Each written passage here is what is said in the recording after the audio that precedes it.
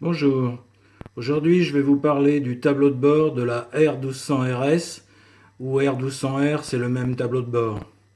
Donc vous pouvez voir à gauche le tachymètre, compteur de vitesse, juste à sa droite il y a l'heure, le témoin de passage des vitesses, il est sur N, sur neutre. Juste au-dessus vous avez le compte-tours. Bon, vous avez le clignotement en ce moment de la centrale ABS et du témoin de fonctionnement de la machine. Juste au-dessous du compte-tours, vous avez marqué Odo, c'est les kilométrages. Aujourd'hui, il y a 9836 km. Juste au-dessous, il y a la température extérieure. Le petit A entre Odo et Temp, c'est l'éclairage automatique. Donc il y a un feu diurne. Sur la droite, à côté du kilométrage, il y a la position de l'amortisseur qui est sur Road.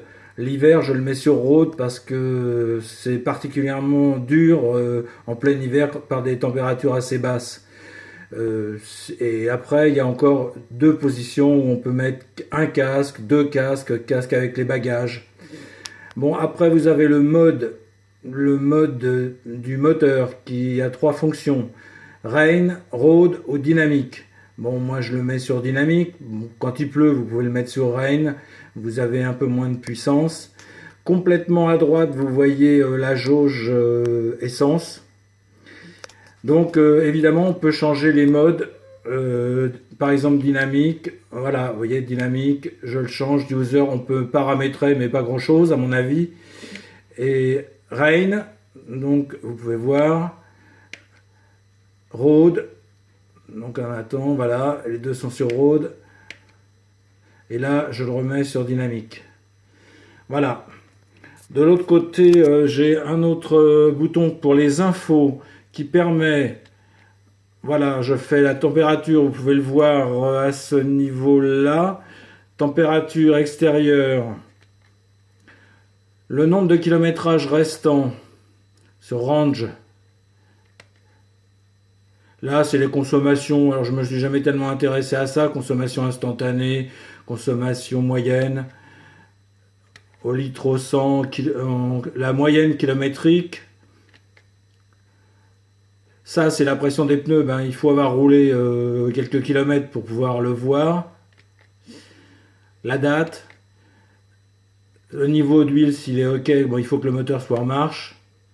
Et le style, alors le style, voilà, ça permet de changer de tableau de bord. Là, on est sur un autre style. Vous voyez là le contour. Donc, ils ont mis le contour et vous avez évidemment toujours de l'autre côté le compteur de vitesse. Par contre, on aurait aimé avoir la vitesse aussi à marquer en digital, mais bon, malheureusement. Alors donc, on peut encore changer le style. Donc évidemment, on est obligé de refaire tout le défilement pour revenir sur, voilà, le style. Donc je change. Voilà, alors là, on obtient celui-là. Là, on obtient celui-là, le style 1. Et ça, c'est le style 2. Alors le style 2, on a la vitesse, effectivement, en digital, mais on perd le contour. Alors là, pourquoi les ingénieurs n'ont pas mis le contour, on ne sait pas.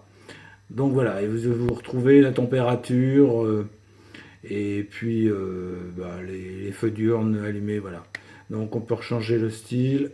Voilà, moi je préfère celui-là. Ça paraît être un peu compliqué, mais en fait ça se passe très bien. Au bout d'un moment, on appréhende totalement les paramètres, on sait exactement où ils se trouvent. Voilà, j'espère que ça vous aura aidé et je vous souhaite une bonne journée.